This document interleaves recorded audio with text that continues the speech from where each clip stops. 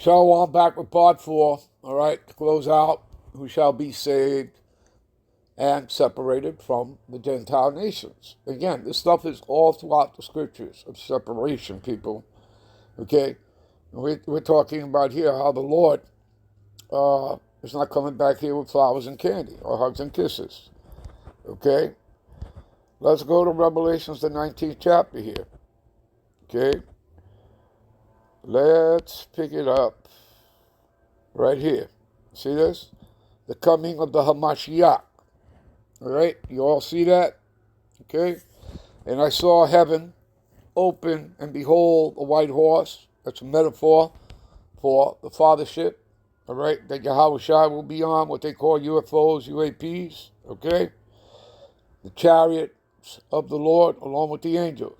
And he that sat upon him was called faithful and true, and righteousness. And in righteousness he doth judge and make war. Hello. Again, people, where do you people get off that the Lord is coming back here with flowers and candy and hugs and kisses? Which actually sounds like a better title. All right, but again, his eyes were as a flame of fire, in his head there were many crowns, right? Because he's going to go around collecting crowns from all these world leaders. You understand? That consider themselves to be kings. Okay, do you understand? All right? And they're just frontmen for the bankers. All right, the international banking families, the Rothschilds, the Oppenheimers, the Rockefellers, the Gettys, the DuPonts. All right, you understand? 13 families in all, people. All right? That's your cabal. That's your shadow government. All right. So his eyes were as a flame of fire, and on his head were many crowns, and he had a name written that no man knew but he himself. Okay? And he was clothed in a vesture dipped in blood, and his name is called the Word of God. He has many titles. He's also known as the Prince of Peace, right? Okay? All right? And the armies which were in heaven followed with him, right? Talking about the angels, right? Upon their white horses, again, metaphor for the chariots, clothed in white fine linen and clean. Okay, talking about their purity, right? And out of his mouth goeth the sharp sword, hello, and with it that he should smite the nations. See that? Smite the nations. Okay? Not come with hugs and kisses and flowers and candy. All right? See, and he shall rule over them with a rod of iron. Hello. Okay? He that treadeth the winepress in the fierceness of the wrath of the Almighty. All right?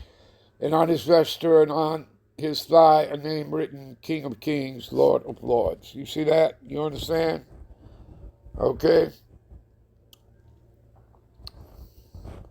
Yeah, with a rod of iron. What does that make me think of? All right? And look, there are many, many things here, people. Okay?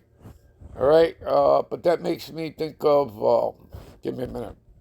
This is Revelations 2, 26 to 28. And he that overcometh and keepeth my works to the end, to him will I give power over the nations. Hello. All right? And that's talking to the elect of Israel, among the Negro, Latinos, and Americans. And he shall rule them with a rod of iron. And as vessels of a potter shall they be broken to shivers, even as I received of my Father. There you go. You see that? Even Yahushua, all right, is going to have handmaids and servants. Okay? The nations are going into captivity, people. And again, many precepts on that prove that.